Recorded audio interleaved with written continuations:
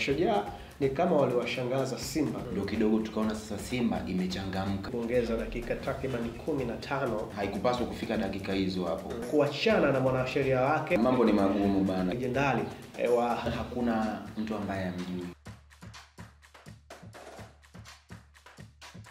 Hali gani mwanamichezo mwenzangu popote ulipo, karibu sana katika Sports Recap ya FJTV tuweze kuyatazama yale yote ya kimichezo ambayo tumekuandalia katika siku hii nzuri ya leo. Kubwa zaidi leo tutapita kuangalia matukio muhimu katika mchezo wa ligi kuu NBC Tanzania Bara kati ya Simba dhidi ya Mashujaa, mchezo ambao ulimalizika kwa Mashujaa kupoteza mabao 2-1. Mambo yalikuwa mengi kulikweli, huku mwamuzi akiwa gumzo katika mchezo. Basi tutakuja kutazama matukio mbalimbali katika mchezo, lakini kwingineko huko barani Ulaya kwa nje ya mipaka Tanzania tutakuja kuangalia mwenendo wa klabu ya Manchester City hivi sasa ikiwa imejipata kweli ikitishia nafasi ya klabu ya Arsenal katika nafasi ya pili ya msimamo wa ligi kuu nchini Uingereza EPL. Hayo yote na mengine mengi utayapata ndani ya Sports Recap. Mimi ni Kiapa Benedicto, kama ilivyo ada nipo na mwenzangu Joakim Moshi. Sawa, sasa tuanze kuangazia leo yote ya kimichezo ambayo tumekuandalia katika siku hii nzuri ya leo, lakini kabla hatujaanza kupita katika viwanja mbalimbali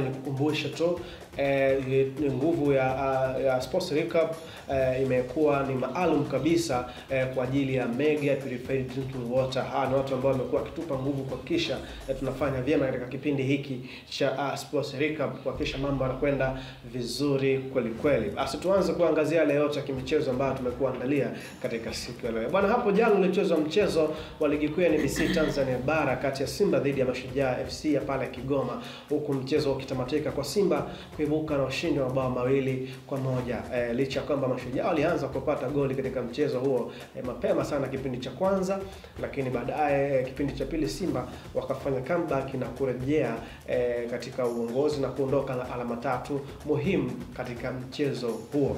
Mashujaa ni kama waliwashangaza Simba na ambavyo walikwenda na kuwatishia Simba katika nyakati ambazo matumaini yalikuwa madogo na hafifu sana kuondoka na alama 3 kwa upande wa Simba jana.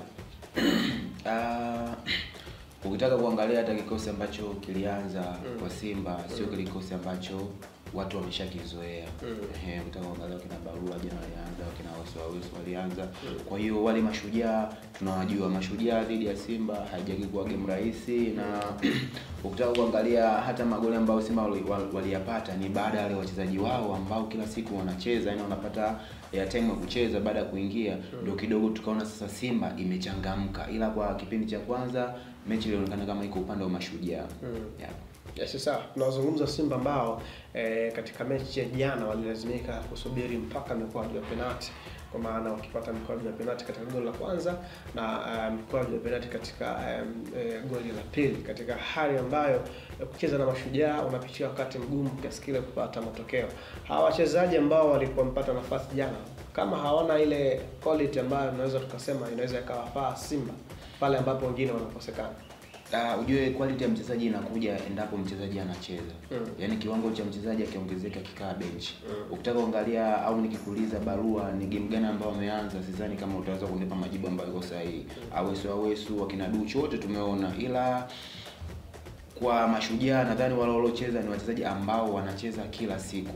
Na ukitaka kuangalia hapa katikati Simba walikuwa na mechi ya kimataifa, kwa hiyo wale wachezaji walikuwa hawatumiki kwenye mechi za ushindani, walikuwa wanatumika kwenye mazoezi. Ila wachezaji wa Mashujaa tumeona ni wale ambao wanacheza kila siku, washazoea mikiki ya ligi. Na ukitaka kuangalia kwa mechi ya jana, kama sio huruma ya mwalimu, kama sio huruma ya muamuzi, lolote lingeweza kutokea. Yes, Kefa Kayombo ilimtaka au ilimbidi kuongeza dakika takriban 15 katika mchezo wa jana ili kufidia ule muda ambao Mashujaa walikuwa wamedondoka chini. Ndio tafsiri ya maamuzi. Pengine na Simba pia kwa sababu zile dakika 15 sio watu wamecheza bwana. Alicheza ila ukitaka kuangalia pia kipindi cha kwanza ziliongezwa dakika 6. Kwa hiyo ukijumlisha na zile 15 ni 120 watu wamecheza jana. Na ukitaka kuangalia kwa mechi ya jana haikupaswa kufika dakika hizo hapo. Ukiwa ambao unaweza tukasema maamuzi msaidizi namba 2 ambaye ingekuwa na faida kabisa labda ndio tukio la penalty ya pili ambaye yeye alikuwa analiona hivi. Ila kuna kitu kimoja ambacho sasa hivi sikioni kikifanyika kwenye ligi ya Tanzania hususan kwa waamuzi. Zamani ilikuwa kabla kutoa penalty, hata kama mwamuzi kaonyesha penalty, ila ni lazima mfuate msaidizi wake ajiridhishe bana vipi na tunaje tukio. Ila sasa hivi mwamuzi yani yeye ndio mwenye matukio. Yaani akisema penalty penalty. Yeye ni mwamuzi wa kati na hapa ndio anaona. Ndio kwani mara kadhaa kwa mpira duniani kote iko hivyo. Sasa hii ndio kwenye maamuzi. Mwamuzi anasema twende kati ni goli, lakini kwa kibendera anasema ilikuwa offside. Sasa ila lazima umuulize kwanza msaidizi wako kama uko mbali. Ukitaka kuangalia kwa mfano penalty ya kwanza au goli la kwanza, mpira umepigwa velo mbali.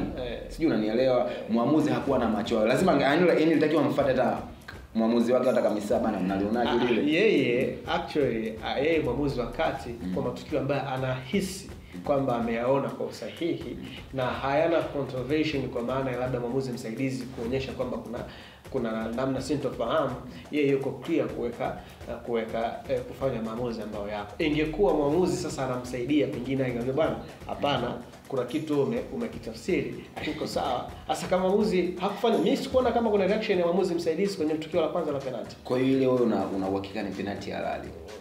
Binafsi mimi cha kwanza nitaheshimu maamuzi ya Kefa Kayombo. Okay. Cha pili ni kwenye uhalisia, sio mpira ambao unaweza ukakupa uwezo wa kusema ile ni penalty ya moja kwa moja. Okay.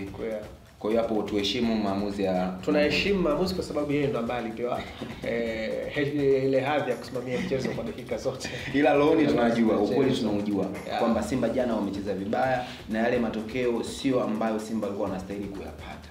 Ilibidi Simba watumie mikojo ya penalty kupata ushindi katika mchezo ambao ulikuwa ni mgumu kulikweli kwao, huku mwalimu Fadlu Davis yeye akisema kwamba wao walijiandaa kushinda na sio vinginevyo, na hata matokeo yalipopatikana hakushangaa kwani wao walijiandaa kushinda. Sasa yani anapokuambia hivyo umejiandaa kushinda, ujue yule mwalimu na anapokuwa anaiandaa timu yake siku zote hafikiri kufeli. Anasema walijiangusha sana, kwa hiyo yeye anaona mwamuzi alikuwa sahihi. Yani kila siku zote wanasema mwamba ngoma kutia kwake. Ni lazima atasema hivyo kwamba walijiangusha sana. Ila mimi sikutegemea hata kama jinsi Mashujaa walikuwa wamejiangusha, sikutegemea kuongeza zile dakika 15. Sawa. Ulikuwa ni mchezo kati ya Simba dhidi ya Mashujaa ambao ulitamatika kwa Simba kuibuka na ushindi wa mabao 2-1 na wakiondoka na alama 3. Tukiachana na taarifa hiyo bwana, hapo jana tulizungumza juu ya Africans kufutiwa rufaa yao katika mahakama ya usuluhishi wa kisoka, na hiyo jana baadaye ikatolewa taarifa pia ya kuachana na mwanasheria wake Simon Patrick, ambaye kwa taarifa zinasema mkataba wake umekwisha. Mkataba umekwisha au mambo ni magumu? Mambo ni magumu bana, kwa sababu sio mkataba. Kwa sababu ukitaka kuangalia kila kesi ambazo wanazisimamia sai, Yanga hawafaidiki kwa chochote.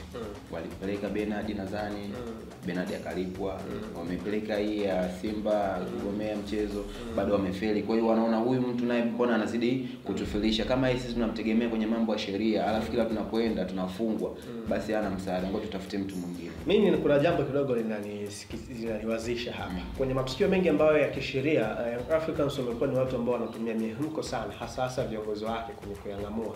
Na mara nyingi huwa wanapenda kuingia kwenye pressure ya mashabiki. Yaani kama ambavyo mchezo wa dabi mara baada ya dabi kuahirishwa, wao walitoa waraka mzito sana kupitia makamu wa rais Arafat Haji, lakini pia kupitia klabu kwamba hawatacheza mchezo huo tena. Na bila shaka sio kauli ambayo ilipaswa kutolewa na kiongozi wa ngazi ile ya klabu. Bila shaka walibeba sana hisia za mashabiki.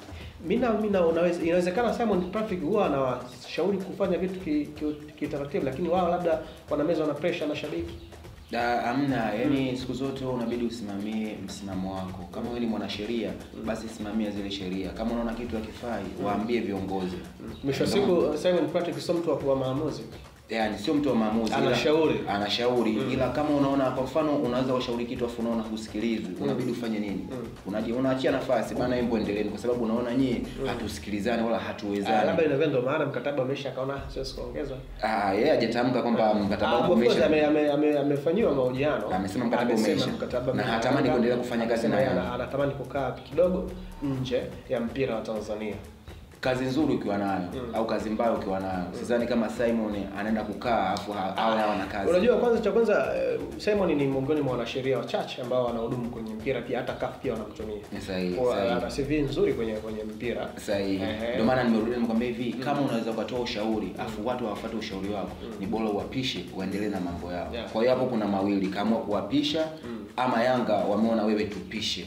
Kwa sababu kama unafanya kazi vizuri, nadhani mkataba watu kukuongezea ni kitu chepesi sana. Sidhani kama Yanga watashindwa kukaa na Simon na kukubaliana kwamba tunakuongezea mkataba 1 2 3. Na hisi kama wameshafikiana bana, naona kwa level hii mtupishe kidogo. Kwa namna ambavyo hali ilivyo, kuzungumza Simon Patrick kuweza kuongezewa mkataba ingekuwa ngumu kwa sababu ya matukio mengi ya kisheria ambayo wamepigwa chini, yeye akiwa anaongoza jopo lile la wanasheria. Ndio maana nimekuambia kama unaweza kuwashauri watu afu wakusikilize, bora uwapishe. Basi ni tutaenda kuchimba ili tujue kati ya Africans na Simon Patrick nani amemwambia mwenzake thank you. Sahihi, hiyo inapendeza zaidi. Sawa, hiyo ni taarifa ambayo inamhusu aliyekuwa mwanasheria wa klabu ya Yanga Simon Patrick, ambaye pia ametangaza rasmi kuachana na klabu hiyo mara baada ya mkataba wake kutamatika, na huko akisema kwa sasa anahitaji kukaa pembeni kufuatia masuala ya mpira wa miguu hapa nchini. Anahitaji kupumzika kidogo juu ya mwenendo wa mpira wa hapa Bongo. Tupate mapumziko mafupi, tukirejea hapa tutakwenda kudunda katika uga wa kimataifa.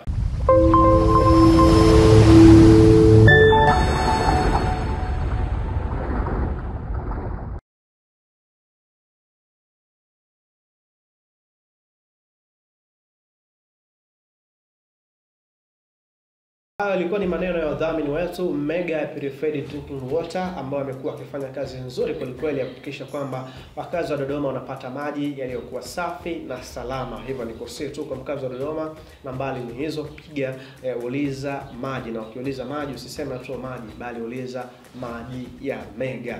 Na sasa tuanze kuwatazama yale yote ambayo tumekuandalia katika uga wa kimataifa. Bwana, unaambiwa hapo usiku wa jana ulishuhudia legendari wa Manchester City, unaweza kumuita hivyo, Kevin De Bruyne akisaidia klabu yake kuondoka na ushindi wa 1-0 mbele ya Wolves, katika ushindi ambao ni muhimu kweli, akisaidia klabu yake kuondoka katika hali ambayo ilikuwa sio nzuri, na akiongeza ile pressure ya kuitafuta top 4 kwa nguvu. De Bruyne ni kama mchezaji ambaye licha ya kuaga kwamba bwana mimi nisitakuwepo katika timu hii msimu unaokuja, lakini ameendelea kutoa kile the best. Kevin De Bruyne hakuna mtu ambaye amjui. Hakuna mtu ambaye ajui shughuli ya Kevin De Bruyne kutoka anatoa Man City hadi sasa hivi. Na De Bruyne sio kama anapenda kuondoka Man City, ila mfumo wa Man City ndio umeanza kumkataa De Bruyne. Na hicho ambacho anakifanya, anawaonyesha pia viongozi wa Man City kwamba mimi nastahili kuendelea kubaki hapa, ila nyie hamtaki mimi niendelee kubaki hapa. Na Man City kwa sasa hivi wamejipata kwa maana ukitaka kuangalia Man City walipoteza thamani yao baada tu ya Rodri kuumia. Man City iliumba sana, na ujue mpira ni mahesabu. Yaani ni mahesabu. Kwa hiyo inapopungua hata namba 1, jibu haliwezi kupatikana. Umeona walivyohaso Man City kuziba lile pengo la Rodri, na sasa hivi baini bado hajaliziba inavyostahili.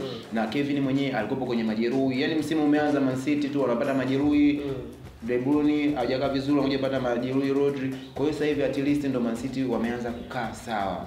Manchester City na Arsenal wanatofautiana alama 3 tu. Sahihi. Wakiwa wanashika nafasi ya pili Arsenal, wao wanatofautiana alama 3 tu, na inawezekana anaweza akampindua Arteta katika nafasi ya pili. Sahihi, unachosema ni sahihi, mimi sikupingi, kwa maana Arsenal sio watu wa kuwapa dhamana. Yaani Arsenal ni watoto wadogo, mimi nawaitaga. Yaani wanaenda wakifika mwisho wanaanza tena kurudi chini. Yaani kwamba upepo wao umekata. Ukitaka kuangalia mwenendo wa Arsenal sio mzuri. Arsenal mara nyingi huaga anapotea mwishoni. Kwa hiyo Man City ana advantage, na ikumbuke nadhani Arsenal na mechi kama na Liverpool kitu kama hicho. Kwa hiyo lolote linaweza likatokea. Mimi namuona Man City akirudi kwenye nafasi yake ya pili. Sawa. Wanamuona Manchester City akirudi katika nafasi yake ya pili. Sasa hivi tusubiri kuona kama Arsenal watakaza mpaka mwisho wa msimu kuona kama wanaweza kumaliza nafasi ya pili ya ligi kuu nchini Uingereza. Tumalize na taarifa kutoka pale nchini Spain. Bwana, tunafahamu ya kwamba tetesi zilizopo zinaendelea ni kocha wa Bayer Leverkusen Xabi Alonso anaweza kujiunga na klabu ya Real Madrid ya pale nchini Spain, na mpaka sasa ni miongoni mwa walimu ambao wanapigwa chapuo na ndio mwalimu ambaye anapewa nafasi kubwa ya kuweza kuchukua nafasi hiyo na kushinda nafasi ya kuwa kocha wa Real Madrid. Lakini hapo nyuma kuna story behind. Unaambiwa msimu jana uliopita, dirisha kubwa lililopita, mwalimu Xabi Alonso alijitahidi sana kumsaini Arda Güler. Alifanya kila jitihada kuweza kama anaweza kumsajili. Wakati huo Arda Güler alikuwa apata nafasi ndani ya Real Madrid. Lakini this time around kwa story inaweza kubadilika. Mchezaji ambaye alitamani sana kufanya naye kazi anakwenda kufanya naye kazi sasa Real Madrid. Anatamani na alikuwa anapenda kufanya naye kazi na atamkuta Madrid, ila je, wale waliokuepo anaweza yani kucompare zile namba, kwa sababu kaangalia pale kuna Rodri, kuna Vinicius, kuna Mbappe, bado kuna kina Kamavinga, kuna Tchouameni. Kwa hiyo ni yule Mturuki kuonyesha kwamba mimi nina thamani, ulikuwa unanihitaji mwalimu, sasa umenikuta, aonyeshe thamani yake. Ila kwamba mwalimu alikuwa anakutaka afa anakukuta sehemu, sio kwamba atakutumia tu moja kwa moja. Pale tayari Madrid ni timu kubwa. Rodrigo anaweza kuondoka msimu kesho. Hizo ni tetesi mpaka pale ambapo ataondoka ndio yeye ameshawaambia, yani kwa namna ambapo ilivyo ameshaambia Real Madrid kwamba anataka kuondoka. Akiondoka Rodrigo ni nafasi kwake kuyaonyeshe uwezo. Arda Güler mechi hizi za karibuni tumeona amekuwa akitumika kama kiungo, ila ni mchezaji akifanya kazi nzuri sana. Ila ni mchezaji ambaye pia anaandamwa sana na majeraha. Bado ni mdogo sasa hii, ila majeraha tumeona wachezaji wengi sana wakipata majeraha kwenye umri mdogo na kupotea kabisa kwenye soka. Alipopo Jack Wilshere tuliona majeraha alipomfanya akashindwa kuonyesha uwezo wake. Wapo wengi, wakina Isco tumeona majeraha yalimtoa pale Madrid, wakina Hazard tumeona majeraha yamewafanya ndoto zao zinafanyaje. Kwa hiyo kikubwa tu kwamba tumuombea awe mzima. Sawa. Tunasubiri hiyo combo kati ya Xabi Alonso na Arda Güler ambaye amekuwa ni mchezaji ambaye anamsujudia sana kwa namna ambavyo anaamini juu ya talent yake, juu ya ubora na juu ya kipaji kikubwa ambacho Arda Güler anacho. Anasema kwamba Xabi Alonso ni shabiki mkubwa kabisa wa Arda Güler. Kufika hapo tunafika tamati ya Sports Recap katika siku hii ya leo. Ulikuwa nami Kiapo Benedicto, mwenzangu ni Joakim Moshi. Nikusii tu uendelee kusalia nasi ili uweze kupata matukio mengine na kujia kupitia YouTube channel yetu ya FJTV. Bye bye.